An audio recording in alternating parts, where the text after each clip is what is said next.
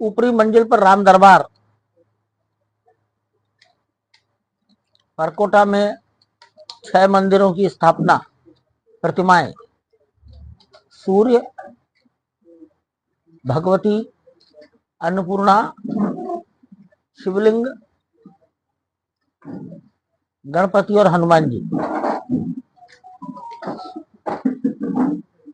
शेषावतार मंदिर में लक्ष्मण जी की स्थापना। सप्त मंडप में महर्षि वाल्मीकि,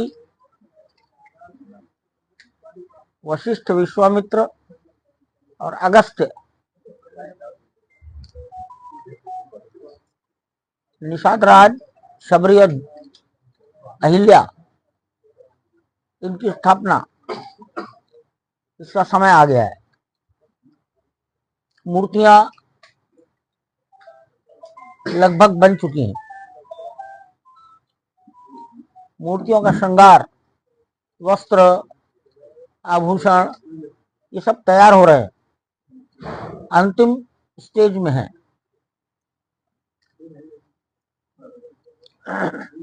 तुलसीदास जी की प्रतिमा का स्थापना हो चुकी है। यात्री सुविधा केंद्र का मंडप, 1 लाख, 2 लाख, 4 लाख जो भी आदमी मंदिर के दर्शन करने प्रवेश करेंगे वो तुलसीदास जी के दर्शन अवश्य करेंगे। ये सभी प्रतिमाएं सफेद रंग के मकरना मार्बल की हैं।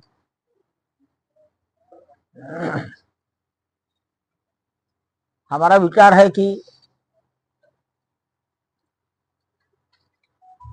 15 अप्रैल के पश्चात इन मूर्तियों को अपने निर्माण स्थल जयपुर से अयोध्या लाना प्रारंभ कर दें। जैसे जैसे अयोध्या आती रहे तत्काल उनको अपने निर्धारित स्थान पर रख दें। प्रतिमाएं पत्थर की हैं, बड़ी हैं, भारी हैं,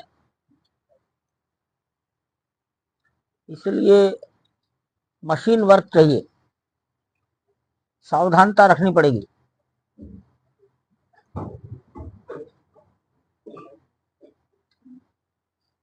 लगभग 18 प्रतिमाएं रखनी होंगी।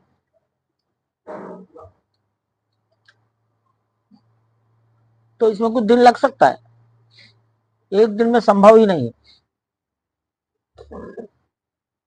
लार्सन टुब्रो इस काम को संपन्न करेगा।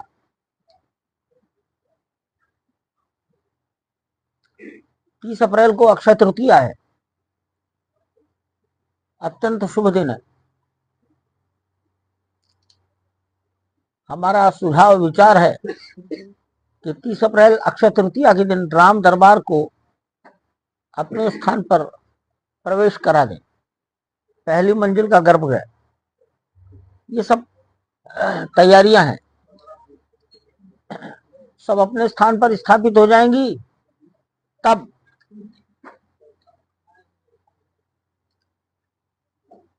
जून मास में कोई दिन सोचेंगे,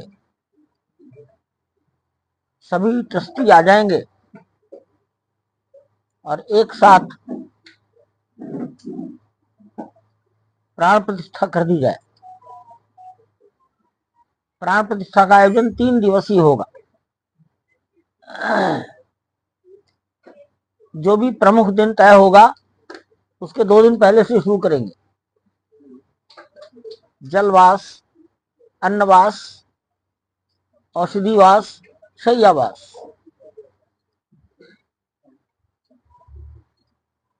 लेकिन जून में इस काम को अवश्य ही संपन्न करेंगे।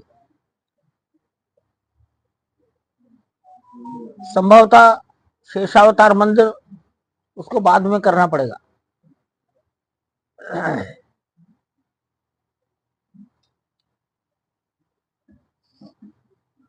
ऐसा लगता है कि अप्रैल का अंत आने तक जितनी टावर क्रेन काम कर रही हैं उनको वहां से अब शिफ्ट कर देंगे, हटा देंगे।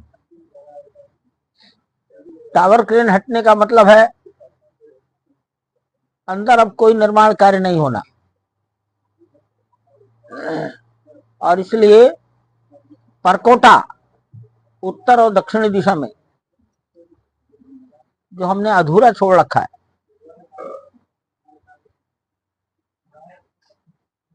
उस परकोटे को निर्माण करना प्रारंभ करेंगे। उत्तर दक्षिण दिशा का परकोटा जो अभी तक छूटा हुआ है, वहीं से मशीनें पास होती हैं। तो एक बार अंदर का काम पूरा होना आवश्यक है, यानी मंदिर का पहला तल, ये कार्य सब संपन्न हो गया तो मशीनें वहां से हटा ली जाएंगी। ये सब भविष्य की तैयारियां हैं।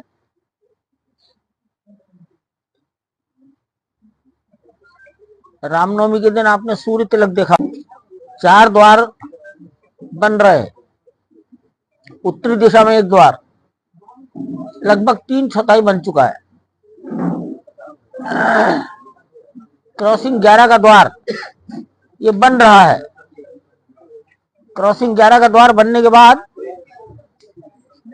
क्रॉसिंग 3 क्षीरेश्वर नाथ के सामने वो बनना शुरू होगा। बिरला धर्मशाला के सामने राम जन्मभूमि पथ का प्रवेश द्वार, द्वारों के नाम इस ढंग से रखे जाएंगे कि संपूर्ण भारत की आध्यात्मिक एकात्मता यहां प्रकट हो। रामानुज परंपरा, सन्यास की शंकराचार्य जी की परंपरा,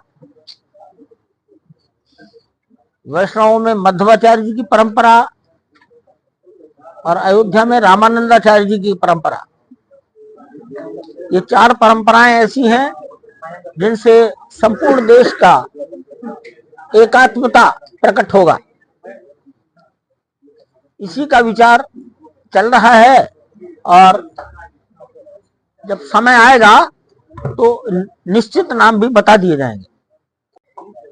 अक्टूबर 2025 तक पूरा कर लेंगे।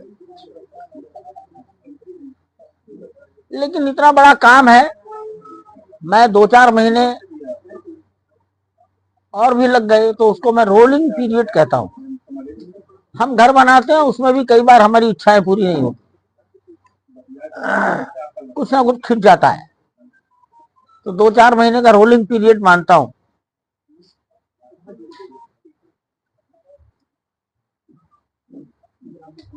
मंदिरों पर रखे जाने वाले पत्थरों के शिखर का पूजन हो गया। जैसे जैसे तैयारी होती रहेगी, शिखर को ऊपर स्थापित करते रहेंगे। इसके बाद ध्वजदंड, सभी ध्वजदंड आ गए हैं।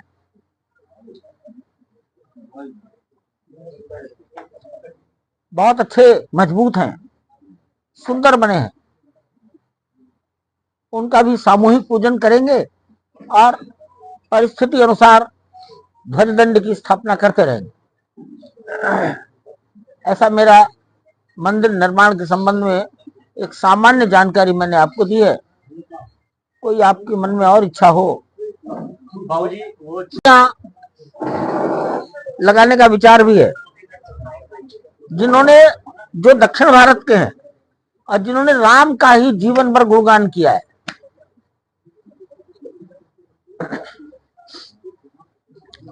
त्यागराज,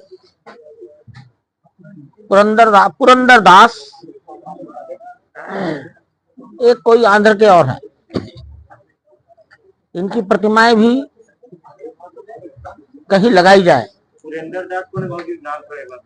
पुरंदर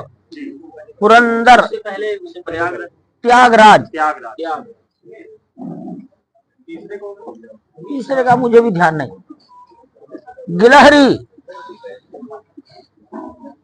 गिलहरी की स्थापना का भी विचार आया है। ब्रॉन्ज की गिलहरी बनाकर कहीं रखेंगे, सम्मानजनक स्थान पर रखेंगे।